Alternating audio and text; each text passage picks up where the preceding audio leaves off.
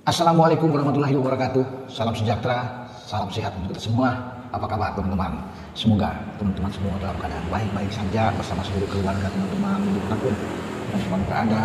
Terus diberikan kemudahan rezeki buat teman-teman dan tetap semangat. Miliano Yonathans resmi diproses untuk dinaturalisasi menjadi warga negara Indonesia, dan presiden tentunya itu pada bulan Oktober di putaran keempat Piala Dunia Zona Asia, di mana Indonesia terlibat dalam pertarungan. Ada 6 negara secara keseluruhan, kita ada di grup B, dan di sanalah Miliano Yonathans akan memperkuat tim Garuda kita di bawah pimpinan pelatih kepala Patrick Kluivert, dan kita akan bermain 2 laga, tanggal 8 melawan Arab Saudi di Jeddah, dan di tempat yang sama juga tim Abdullah bertarung dengan Irak pada tanggal 11. Nah, itu digeber habis agar Miliano bisa ada tersedia.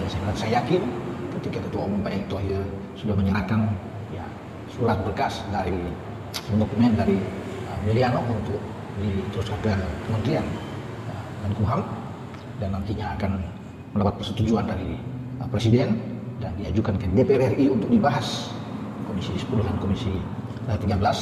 Saya rasa semua akan berjalan lancar karena sebelum Miliano kan sudah berproses juga, dan tinggal nantinya dibahas di DPR RI, dan tampaknya kedua ini akan bersama satu lagi nanti akan menyusul dengan berkas berikut, karena akan ada total 3 pemain seperti yang dikatakan Ketua Umum, dan ini baru ada Miliano. Kalau bicara soal Miliano, saya pikir ini tidak mengejutkan buat saya dan juga buat teman-teman, karena memang namanya sudah digaungkan terus, dan saya sudah bisa tahu ya jauh-jauh beberapa bulan terakhir bahwa dia salah satu yang diincar.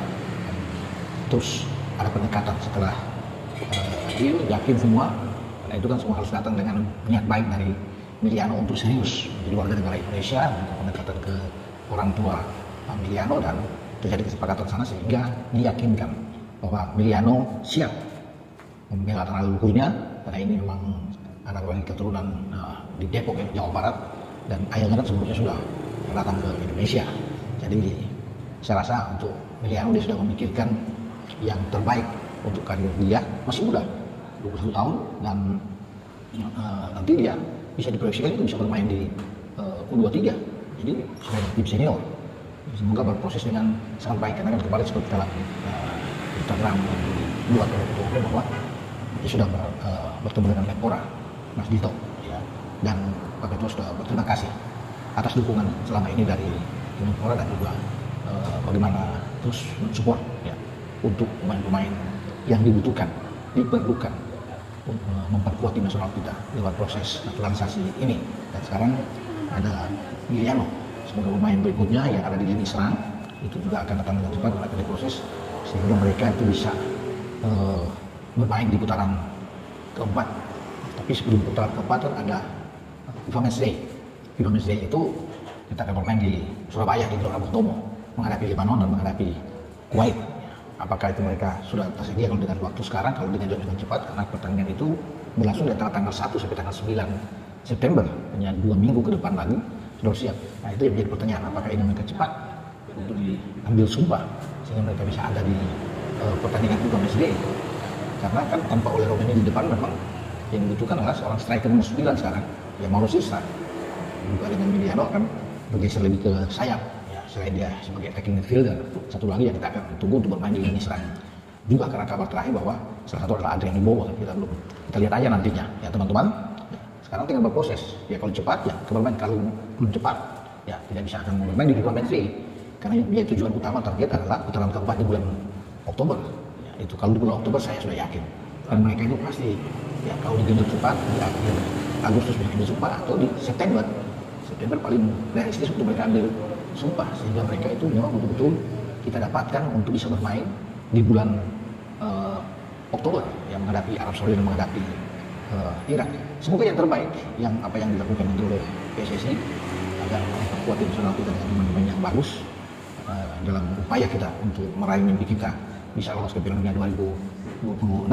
Memang terasa banyak yang mengatakan ini agak berat karena lagi Arab Saudi, kalau kita menghadapi Irak yang sulit kita kalahkan dalam 3 pertandingan terakhir. Tapi ya dalam sepak bola tentu kan semua bisa terjadi, dan kondisi sekarang sudah berbeda dengan ketika kita melawan Irak saat itu di putaran kedua. termasuk di Piala Asia. Dan kita harus bersiap sebaik mungkin seperti yang diinginkan oleh Ketua Umum. Oke, dari pembicaraan Emiliano Yonatans, ya, yang menyebutkan kabar baik buat kita semua ya teman-teman. Saya bergeser dengan Jai Isyas, ya, kapten tim nasional kita itu ada di bangku cadangan, belum dimainkan oleh pelatih Fabio Grosso ketika Sassuolo melakoni laga putaran pertama Italia berulang kali melawan Catalunya dalam pertandingan kemarin malam, dan Jai belum dimainkan, masih disimpan ada di bangku cadangan, termasuk dengan pemain Venezia lainnya yang menjadi satu paket dalam kontrak Sassuolo mengambil mereka dari Venezia. Valicante, dua-duanya ada di bench. Yang bermain di belakang di starting 11 untuk permainan 4 back flat yang ditampilkan Fabio Grosso pada Solo ini adalah Romanya dan Mihajlovic, ya. Tarik Mihajlovic yang bermain di belakang. Itu yang menjadi dua pilar kuat ketika membawa Sassuolo itu lolos dari Serie B, promosi ke Serie A, teman-teman. Nah, sementara gol tunggal mereka menang Sassuolo 1-0 sehingga melaju ke babak kedua. Gol itu juga kan pemain belakang Tio, sehingga Sassuolo bisa menang tipis 1-0 lewat perlawanan sengit dari Catanzaro, tapi akhirnya mereka bisa menang. Banyak yang berharap bahwa Jai Isyas ini bisa bermain, ya, karena kan namanya ada di bench, tetap dia belum dimainkan.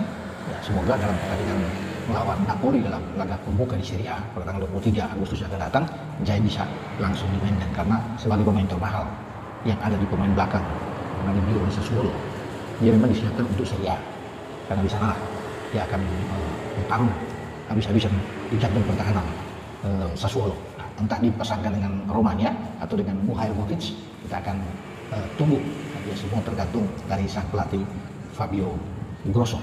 Oke, dengan beberapa kita berbicara soal Emiliano Yonatans dan juga dengan Jai Isyas, karena Jai nantinya dia akan memimpin tim Indonesia di putaran keempat Piala Asia, dan pasti Jai sudah tahu kabar-kabar tentang Emiliano Yonatans, dan pasti Jai akan menyambut dengan baik, ya, bagaimana pemain kita akan bertanding